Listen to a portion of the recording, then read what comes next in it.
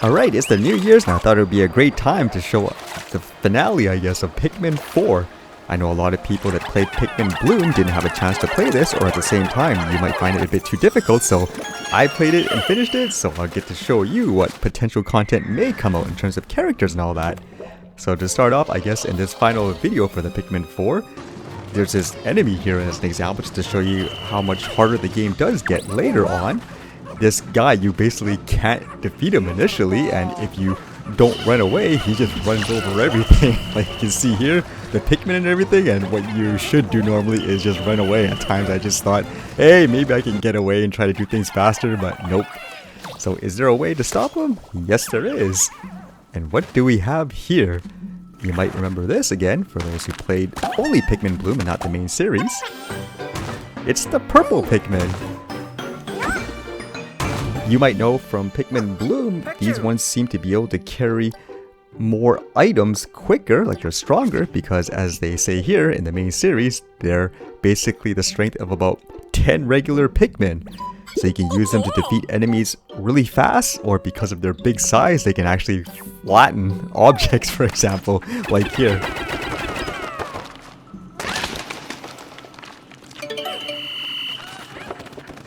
So with your new purple Pikmin, you can actually defeat tougher enemies like this guy.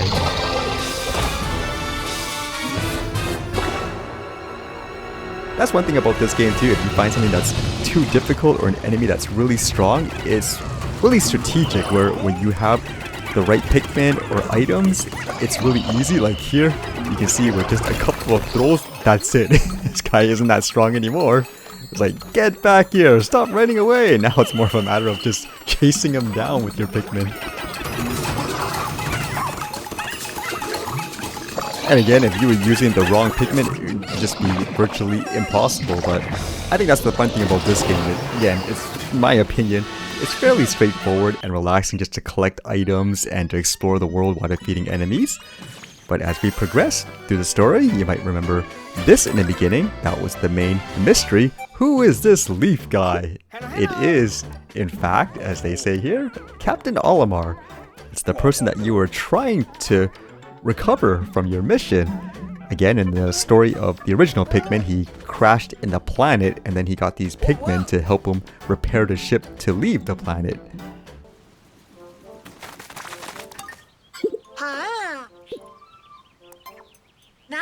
And to cure him, we'll need these glow saps, where again, you have to play at nighttime in stages, which changes the game up to a more battle strategy, I guess, type of gameplay. So you can use the dog to protect some areas, while at the same time, you send your Pikmin out to battle other enemies.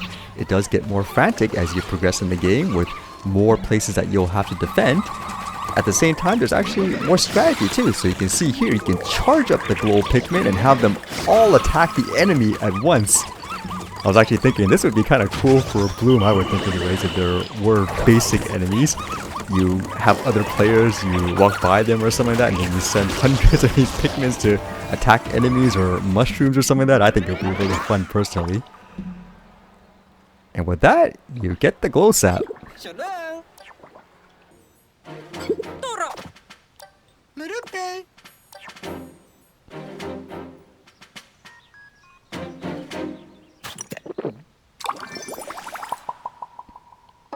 And there we have it, Captain Olimar.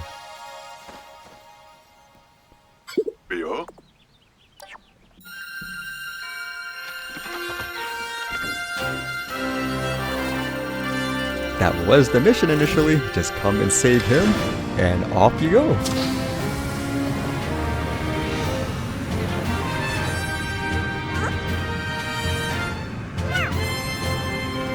Do you have a personal favorite Pikmin? Is your favorite based on which one do you think is cuter, or which one is more, I guess, effective, strength-wise and all that? It seems like everyone has different opinions. Bye-bye, Pikmin, huh?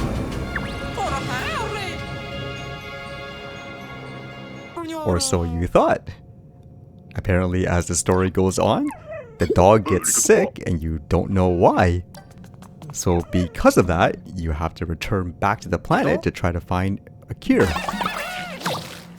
As we progress through the game, we discover more Pikmin. And what is this one here? It is the white Pikmin. What's special about this Pikmin? In the series, it's essentially immune to poisonous items. For example, poison mushrooms, you'd want to send this Pikmin on those particular spots, or at the same time, if there's gas coming out on the ground, you can use them to conceal it, like you see here. And an interesting note about this game too, you can see I got the white Pikmin this way by changing them, but you can actually get them, for example, through other ways, but the game kind of gives you flexibility depending on what path you take. So I think that's a good thing about this game. It gives you a lot of flexibility. And as you can see, as the game progresses, it gets a lot more challenging. It's more frantic, for example. And as we speed this up, I went to the last area and you basically have to fight every enemy again. So hopefully all your skills and practice will now make you, I guess, a better Pikmin player. But I thought this was interesting too for those who think the game's too difficult. I bet you weren't expecting this. For people who only played Bloom, they're like, what in the world is this? But overall, again, it's more about strategy and just trying to find the right Pikmin. It gets intense like there, where you have to control your Pikmins. However, again, with that said, if you use the right strategy and items, it becomes pretty basic. For example, remember the ice Pikmin can freeze the enemies? Once you do that, I just sent every single Pikmin to attack it, and voila, it's over, and you can collect the fruits. So it's not too hard overall. If you find it's too difficult, then you're probably not using, let's just say, the right type of Pikmin or the technique.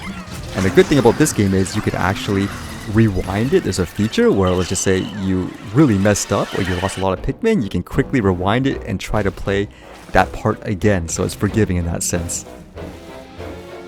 And as we progress, here's technically the quote, last boss. Can you imagine riding this guy as your dog instead? So what was challenging about this boss here is, depending on what color he is, he has different types of moves which require different Pikmin that have different forms of immunity. For example, it could be shooting out poison, fire, for example, so you need the right type of Pikmin for that. Although, with that said, if you use glow Pikmin, the glow Pikmin are actually invincible to all of the different elements, so they are actually useful if you can collect a lot of them. It gets pretty frantic too, like there, if you actually get into its roar, your Pikmin will go flying everywhere, for example. But other than that, again, it's just about strategy. I know it's really difficult for some people, but here I am, I played the game for you so you can see the result. After that, I guess that's it in terms of the boss anyways. In my opinion, it wasn't too bad overall in terms of difficulty, but I am used to playing games like these too.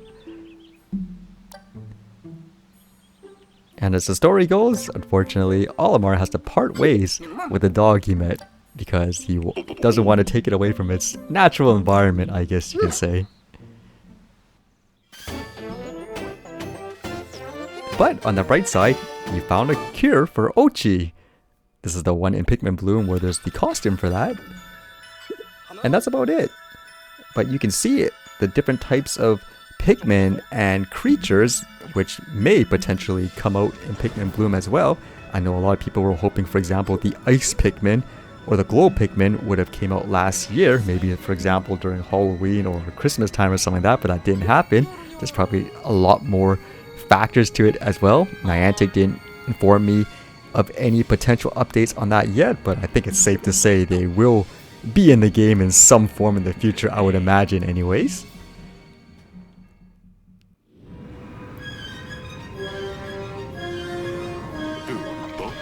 And that's about it for Pikmin 4. I personally enjoyed the game a lot. It's just been so long, and that's actually one of the reasons why I played Pikmin Bloom 2, because it seemed like there just weren't many games for the franchise.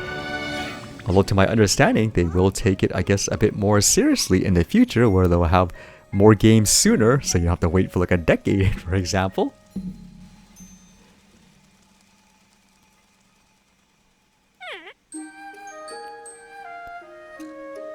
And who knows, maybe you'll see this person in the future as well.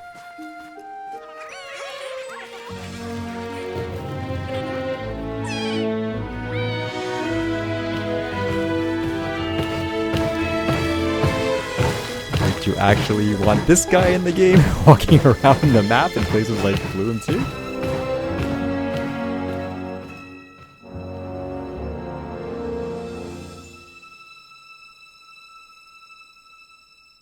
And that about wraps it up. Again, I just hope it was enjoyable for, again, people who didn't get a chance to play the game. And hopefully, I guess in the future, again, they'll release more for the franchise.